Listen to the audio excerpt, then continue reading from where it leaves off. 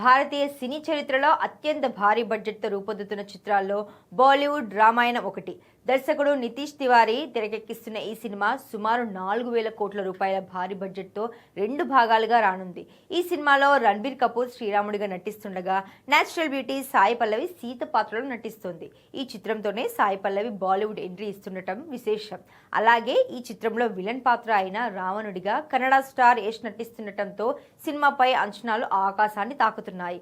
అయితే రామాయణం పార్ట్ 1 ఈ ఏడాది దీపావళి కానుకగా విడుదల కానుండగా ఈ సినిమా కోసం మేకర్స్ ఒక భారీ ప్రమోషనల్ ప్లాన్ సిద్ధం చేశారు. దర్శక ధీరుడు రాజమౌళి తన సినిమా వారణాసి కోసం ఎలాంటి ఈవెంట్ నిర్వహించారో రామాయణ చిత్ర బృందం కూడా ముంబైలోని ఐకానిక్ గేట్వే ఆఫ్ ఇండియా వద్ద ఒక భారీ వేడుకకు ప్లాన్ చేస్తోంది. ఈ ఏడాది మార్చి 27న శ్రీరామనవమి సందర్భంగా ఈ ఈవెంట్ జరగబోతోంది. ఈ వేడుకలో రణబీర్ కపూర్, సాయి పల్లవి, యష్ సహా ప్రధాన తారాగణం అందరి ఫస్ట్ లుక్స్ ను రివీల్ చేయనున్నారు. రాజమౌళి ఏ విధంగానైతే RRR, బాహుబలి చిత్రాలకు నేషనల్ లెవెల్లో హైప్ క్రియేట్ చేశారో నితీష్ తివారీ టీం కూడా అదే స్థాయిలో ప్రమోషన్స్ చేయబోతుందట. ఈ ఈవెంట్కు బాలీవుడ్ ప్రముఖులతో పాటు రాజకీయ దిగ్గజాలు కూడా హాజరయ్యే అవకాశం ఉంది.